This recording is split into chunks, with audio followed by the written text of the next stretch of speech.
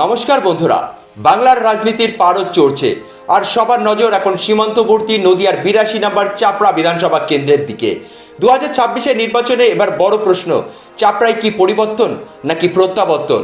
আবেগ বনাম সমীকরণ, ভূমিপুত্র বনাম বহিরাগত, সব মিলিয়ে চাপড়ার লড়াই এবার আর 5টা কেন্দ্রের মতো নয়। একদিকে চাপড়া তৃণমূলের ঘরের ছেলে জেবের শেখের জনপ্রিয়তা, আর অন্যদিকে পদ্মফুল শিবিরের জমি রক্ষার লড়াই। সাথে আছে জোটের অঙ্ক আর আমজনতা উন্নয়ন পার্টির নতুন সমীকরণ। কি হতে চলেছে 4 মের ফলাফল? গ্রাম থেকে গঞ্জ, চায়ের দোকান থেকে চাষের জমি, সর্বত্রই এখন একটাই আলোচনা, জেবের শেখ কি পারবে এবার রেকর্ড গড়তে, নাকি অন্য কেউ ছিনিয়ে নেবে জয়? আজকের এই বিশেষ প্রতিবেদনে আমরা কাটাছেঁড়া করব চাপড়ার অলিগলির রাজনীতির প্রতিটা ইঞ্চি।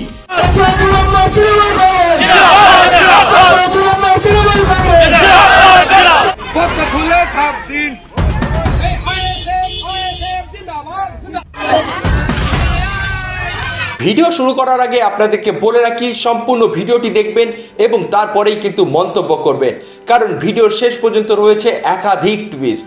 তাই যদি মাঝপথে ভিডিওটি ছেড়ে চলে যান তাহলে কিন্তু কিছুই বুঝতে পারবেন না। আর অবশ্যই চ্যানেলটি যদি ভালো লেগে থাকে লাইক, শেয়ার, কমেন্ট এবং সাবস্ক্রাইব করতে ভুলবেন না। চাপড়ার রাজনীতির মানচিত্রের দিকে তাকালে দেখা যায় এক অদ্ভুত বৈচিত্র্য। 2021 সালে রাজনৈতিক প্রেক্ষাপট ছিল সম্পূর্ণ আলাদা। সেবার জেবের শেখ তৃণমূলের ব্লক সভাপতি হয়েও টিকিট না পেয়ে নির্দল হিসেবে দাঁড়িয়ে লড়াই করেছিলেন এবং একক ক্ষমতায় ৬২,০০০ ভোট পেয়ে সবাইকে চমকে দিয়েছিলেন। তৃণমূল পেয়েছিল ৭৪,০০০ ভোট এবং বিজেপি পেয়েছিল ৫৮,০০০ ভোট। কিন্তু 2026-এর চিত্রটা একদম পাল্টে গেছে। তৃণমূল এবার কোনো ঝুঁকি না নিয়ে দীর্ঘদিনের দাবি মেনে ভূমিপুত্র জেবের শেখকেই প্রার্থী করেছে। এর ফলে তৃণমূলের অন্দরে দীর্ঘদিনের যে গোষ্ঠীকন্দলের মেঘ ছিল তা সম্পূর্ণরূপে সরে পরিষ্কার হয়ে গেল। বর্তমানে তৃণমূল এখন এক কাঠা। তৃণমূলের ব্লক সভাপতি সুখদেব ব্রহ্ম এবং তৃণমূল প্রার্থী জেবের শেখকে একই মঞ্চে দেখা যাচ্ছে, যা সমস্ত সমীকরণকে পাল্টে দিয়েছে। কথাই আছে, রাজনীতিতে কেউ যেমন চির বন্ধু নয়, ঠিক তেমনই রাজনীতিতে কেউ চির শত্রুও নয়। যার বাস্তব উদাহরণ দেখলে বোঝা যায় তৃণমূল কংগ্রেসের ব্লক সভাপতি সুখদেব ব্রহ্ম এবং তৃণমূল প্রার্থী জেবের শেখ। সুতরাং এই মেলবন্ধনটাই তৃণমূলকে আরও শক্তিশালী করে তুলেছে চাপড়ায়। অন্যদিকে 2024-এর লোকসভা নির্বাচনের পরিসংখ্যানে যদি আমরা বিশ্লেষণ করি তবে দেখা যায় চাপড়ায় তৃণমূলের দাপট বহু গুণ বেড়েছে। লোকসভায় তৃণমূল এখান থেকে 55,০০০-এরও বেশি ভোটে লিড নিয়েছিল। বিপরীতে বিজেপির ভোট কমে প্রায় 54,০০০-এ এসে দাঁড়িয়েছে, যা 2021-এর তুলনায় 4,০০০-এর কাছাকাছি কম। সিপিএম এর ভোট কিছুটা বেড়ে 25,০০০-এর আশেপাশে পৌঁছালেও তা জয়ের জন্য যথেষ্ট ছিল না। বিজেপির জন্য এবার লড়াইটা কঠিন, কারণ তাদের প্রার্থী কৃষ্ণনগরের বাসিন্দা সৈকত সরকার। স্থানীয় কর্মীদের মধ্যে বহিরাগত প্রার্থী নিয়ে যে ক্ষোভ ছিল তা বিজেপির সংগঠনে কিছুটা প্রভাব ফেলেছে। তবুও বিজেপি প্রার্থী সৈকত সরকার হাল ছাড়েননি। তিনি নিজের ভোট ব্যাংক ধরে রাখতে পায়ে পায়ে হেঁটে মানুষের দুয়ারে দুয়ারে পৌঁছাচ্ছেন। তবে ভোট কাটাকাটির খেলায় নাম লিখিয়েছেন আইএসএফ এর জাকির হোসেন মণ্ডল এবং আমজনতা উন্নয়ন পার্টির প্রার্থী শুক্লা সাহা।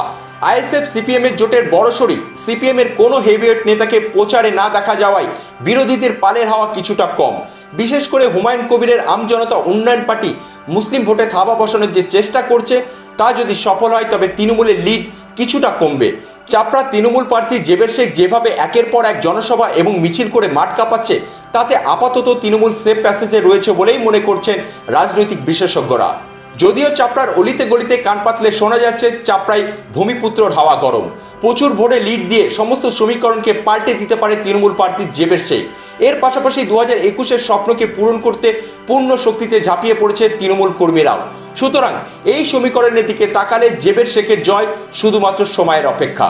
চাপড়া বিধানসভার নির্বাচনীয় সমীকরণে কংগ্রেস যখন সবেমাত্র প্রার্থী ঘোষণা করে লড়াইয়ের মাঠে নামার প্রস্তুতি নিচ্ছিল, ঠিক তখনই তাদের পায়ের তলার মাটি সরিয়ে দিল তৃণমূল। চাপড়ার অন্যতম গুরুত্বপূর্ণ অঞ্চল বৃত্তিহুদা গ্রাম পঞ্চায়েত। লোকসভা ভোটের পর থেকেই এখানে কংগ্রেসের সংগঠন নড়বড়ে ছিল, কিন্তু এবার তা কার্যত ধূলিসাৎ হয়ে গেল। বৃত্তিহুদা গ্রাম পঞ্চায়েতের প্রধান সহ বৃত্তিহুদা গ্রাম পঞ্চায়েতের একাধিক পঞ্চায়েত সদস্য আনুষ্ঠানিকভাবে হাত শিবির ত্যাগ করে ঘাসফুল শিবিরে নাম লিখিয়েছেন।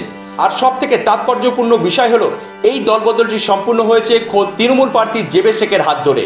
জেবের শেখ যখন একদিকে জনসংযোগ সারছেন, ঠিক তখনই কংগ্রেসের এই ভাঙন প্রমাণ করে দিচ্ছে যে এলাকায় তার সাংগঠনিক রাশ কতটা শক্ত।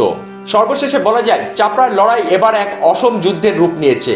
পরিসংখ্যানের খাতায় বলছে তৃণমূল অনেক এগিয়ে রয়েছে, কিন্তু গণতন্ত্রের শেষ কথা বলে জনগণ। তৃণমূলের দুর্গ কি অটুট থাকবে, নাকি বিজেপির নীরব ভোটাররা শেষ মুহূর্তে কোনো মিরাক্কেল ঘটাবে, অথবা আইএসএফ সিপিএম এর জোট কি পারবে বড় কোনো অঘটন ঘটাতে?